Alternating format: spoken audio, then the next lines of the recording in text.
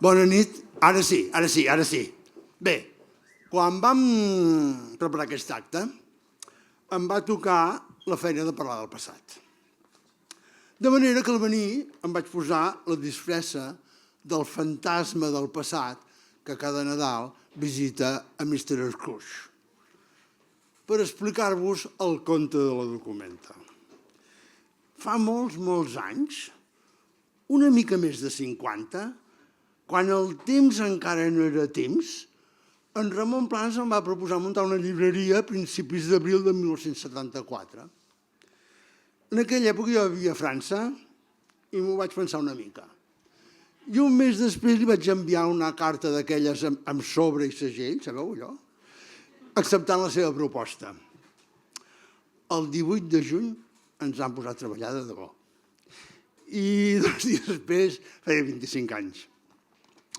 A l'agost vam trigar aquell local de Cardenal Cassanyes perquè estava tocada a la Rambla. Per aquells anys s'hi respirava un ambient únic per la seva vivor i alegria. El de la transició, amb manifestacions, amb càrregues policials, però també amb la presència de nombrosos membres de la cultura barcelonina que pol·lulaven per allà. Li donaven un toc especial, per exemple, entre altres, el grup del Nazario i l'Ocaña o els de la revista El Víbora. Nombrosos barcelonins baixaven, però, sobretot els dissabtes, a comprar la boqueria. I el barri estava ple de gent que hi vivia, de veïns. Un problema burocràtic ens va impedir acabar les obres a temps i vam obrir la llibreria un impossible 9 de gener, amb en Franco viu i governant. Però en Peric ens va fer desinteressadament un cartell que podeu veure allà a l'entrada. El 75 va ser un bon any. El 30 d'abril es va acabar la guerra del Vietnam. Vam patir un còctel Molotov el 17 d'agost a les 7 del matí. Però, per sort, va acabar en no res. Els treballadors d'un baret que hi havia allà al davant van veure les flames i van tirar un parell de galledes d'aigua i no va passar res.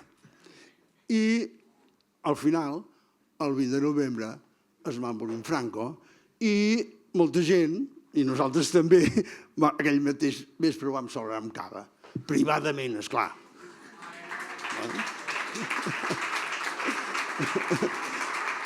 Al 77 tenen lloc les primeres eleccions democràtiques, però augmenten els atemptats a terres que havien començat amb el franquisme. Al 78 s'aprova la Constitució espanyola, Joan Pau II arriba a papa, l'Aiatollah Khomeini de seguida torna a l'Iran i Margaret Thatcher guanya les eleccions a Anglaterra. Quina por tot plegat! I a més, avui dia això sembla un eco, el present sembla un eco d'aquells anys. L'any 80 ens feia tanta il·lusió celebrar els 5 anys de la llibreria. Déu meu, hem aguantat 5 anys, que vam decidir crear el Premi Documenta. Vam ser la primera llibreria d'Espanya a convocar un premi literari que en aquest país està controlat per els editorials. I com que érem joves, premiàvem autors joves. Després vam madurar una mica i vam decidir posar una clàusula especial que hem mantingut durant 45 anys, perquè els hem seguit convocant, que el límit d'edat seria els 35 anys de l'escriptor. I el 4 de novembre Reagan guanya les eleccions als Estats Units. Veieu el paral·lelisme? El cop del 23 de febrer del 81 ens ha fet trontollar i espantar. Però aquell any també es va aprovar la llei del divorci i el Guernica de Picasso va tornar a Espanya. Mentrestant, la vida a la botiga passava tranquil·lament i els dies del llibre eren una autèntica bogeria. Venia sovint una companya de curs del Ramon, la Montserrat Roig, que mentre preparava el llibre aquell dels catalans als camps nazis, va tractar molt el pare del Ramon, que era en Ferran Planes, i l'Amat Piniella, que eren molt amics per fer el llibre dels catalans camps nazis. Venia també un discret Roberto Bolaño, client habitual nostre, abans que marxés a Blanes, i era tan discret que no hi vaig parlar mai. Com una ombra passava per allà. No sabia que era en Bolaño, després ho he descobert, però passava per allà. Bé, el 82, per primera vegada, hi ha una alternança de govern a Espanya i el PSOE guanya les eleccions. El 83 apareix el primer CD, que reconen els long plays tradicionals. A principis del 84, Apple presenta el primer ordinador amb ratolí. Poc després, una dona estèril dona llum a partir de rebre un òvul fertilitzat per una altra dona. I científics francesos aïllen el virus del SIDA, de la SIDA.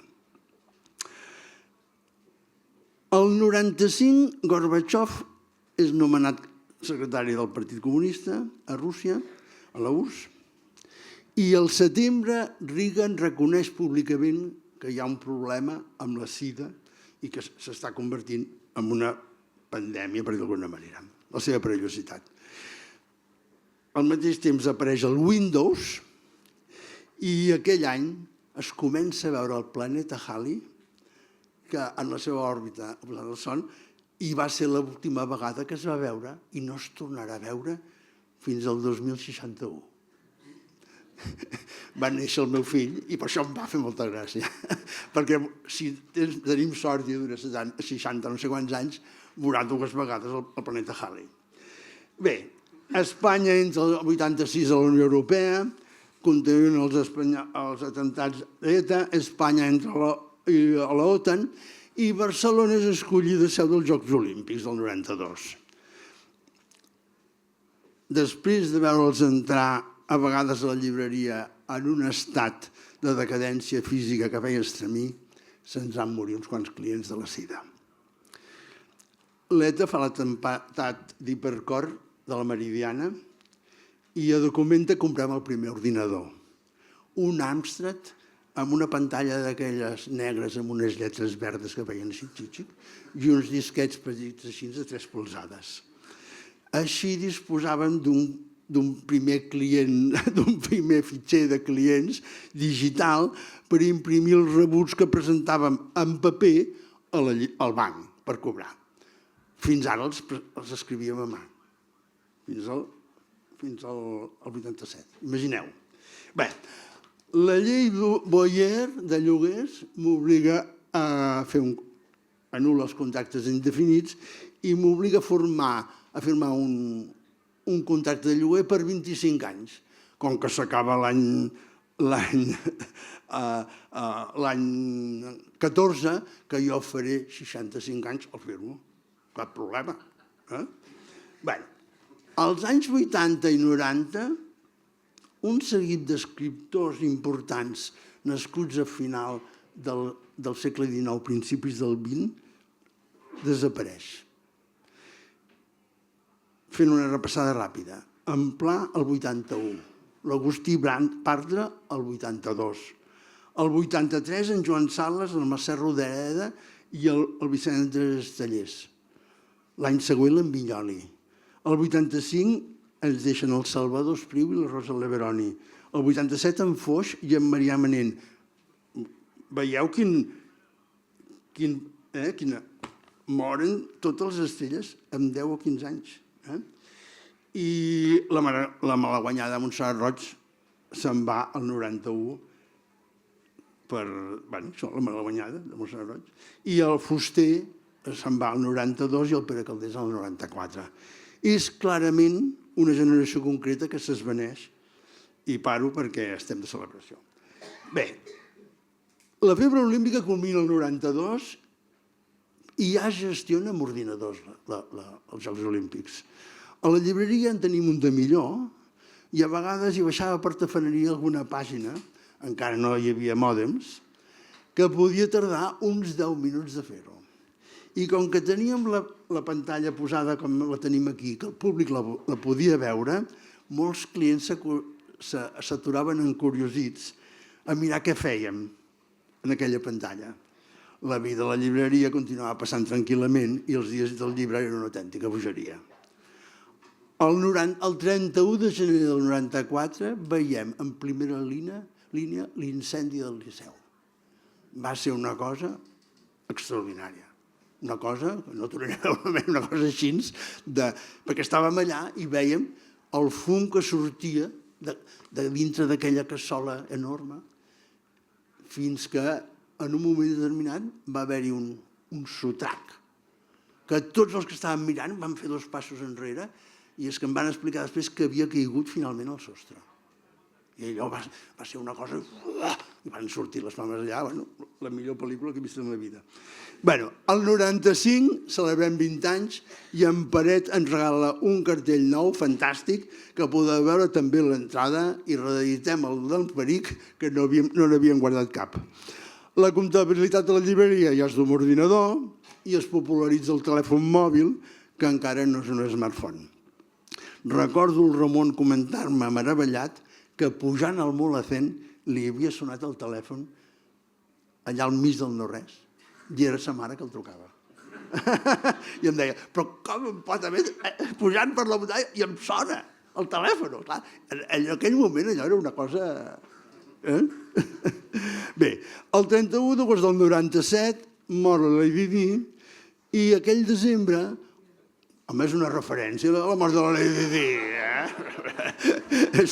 vas i contestaves quan vas saber la notícia de la Lady Di. I aquell desembre obre el Triangle a la plaça Catalunya i la FNAC n'és l'estrella. El 98 neix Google, tothom ja sap que és la World Wide Web, i internet guanya força. Per aquelles dates, el grup Planeta crea la cadena de megalibreries, la Casa del Libro. El segle canvia el 31 de desembre de l'any 2000, però la vida de la llibreria continuava passant tranquil·lament i els dies del llibre eren una autèntica bogeria, tot i l'atemptat de les Torres Bessones de l'11 de setembre del 2001. Espanya entra a l'euro el 2002 i al principis del març del 2003 la central obre a 500 metres de Documenta una llibreria de 1.200 metres. És així la vida. Bé, no vam fer res per respectar, no vam fer res per celebrar els 30 anys, però la revista L'Avenç, no veig aquí, ens va demanar un article, que no us llegiré, no patiu, titulat 30 anys, un bon moment per mirar endavant. És a dir, el que hem fet ara ja ho vaig fer fa 20 anys. L'he rellegit i vam parlar de les llibreries barcelonines que havien desaparegut quan vam obrir nosaltres. I em faig tota una llista. I de les noves grans llibreries que s'havien obert aquells últims anys. També hi defensem una filosofia llibretera que mantenim i que resumiré en 3 punts. Una llibreria ha de tenir una gestió absolutament eficaç dels serveis que presta, donar una atenció personal que per la nostra mida podem oferir amb calidesa i mantenir una exigència cultural en la tria personal i subjectiva dels llibres que destaquem. El 2008 esclata la crisi econòmica pitjor que hem vist i la venda de llibres desploma perquè la gent té despeses molt més imprescindibles per cobrir. La vida a la llibreria deixa de passar tranquil·lament i els dies del llibre segueixen sent una autèntica bogeria. El 2010 el Ramon es jubila per sort perquè ja ha arribat a l'edat que li toca i tanquem una oficina magatzem que teníem a la plaça Sant Josep Oriol. Va ser com vaig ser conscient per primera vegada que al cap de 4 anys, és a dir, al maig del 2014, el contracte de lloguer del local s'acabava, quan compliria 65 anys. El 2010 comprem ja un programa de gestió integral de la llibreria, però no deixem de posar etiquetes de peu als llibres, encara que siguin inútils. Apareix l'e-book i poc... Bé, és igual, això ho deixarem quan no té importància. En aquells anys, les llibreries a Catalunya pateixen una enorme crisi, provocada segurament pel canvi de paradigma que significa la digitalització, però també hi degué influir un canvi generacional important com el que havíem vist 30 anys abans. Es repetia el fenomen aquest que ja havíem vist.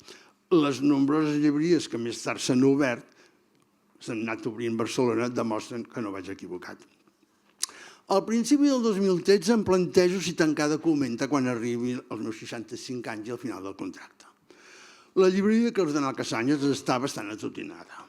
No disposem diners per renovar-la i a més no té sentit fer-ho si n'hem de marxar.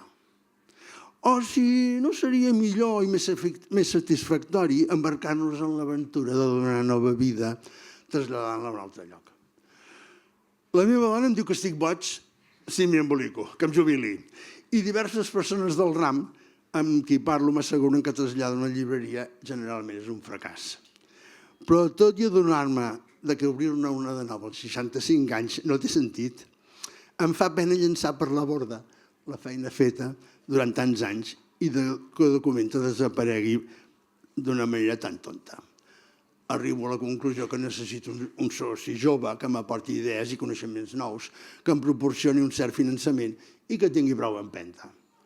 Em parlo casualment amb l'Albert Fons, que no sé si és aquí, un guanyador del Premi Documenta del 2012, i publica un article al Time Out digital titulat «Llibreria clàssica busca llibreter jove», que podeu llegir aquí a l'angle d'aquí, i aconsegueix més de 1.000 likes, quan normalment en tenia 20 o 30.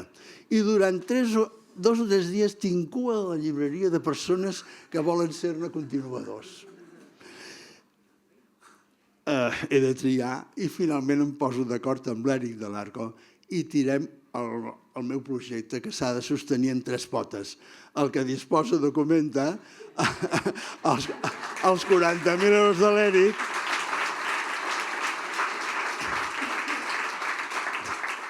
i demanem finançament a clients amics a través d'un Mercame o fent una aportació directament a la societat.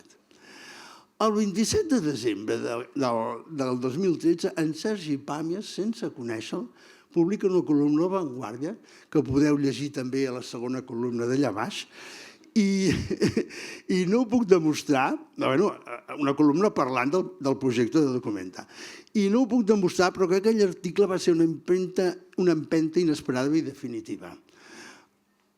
El 2014, passat Reis, vam tenir novament durant 3 o 4 dies cua de gent que volia participar econòmicament en l'aventura segons les seves possibilitats. I tenim allà a l'entrada una idea enorme amb les 400 persones que em van donar diners voluntàriament. A partir d'aquí les coses van accelerar, vam triar el nou local i vam presentar el Premi Documenta aquell any amb les parets absolutament despullades, vam fer una festa de clausura de la Documenta de Cardenal Casañas a finals d'abril, a finals de maig vam obrir la Documenta de Cau Plares amb una altra festa, ens agraden molt les festes, i bé, he de parar, m'he de canviar de disfressa. Ara ja estic parlant del present. M'he de posar la disfressa o no? Potser millor que li deixi la paraula a l'Eric, no?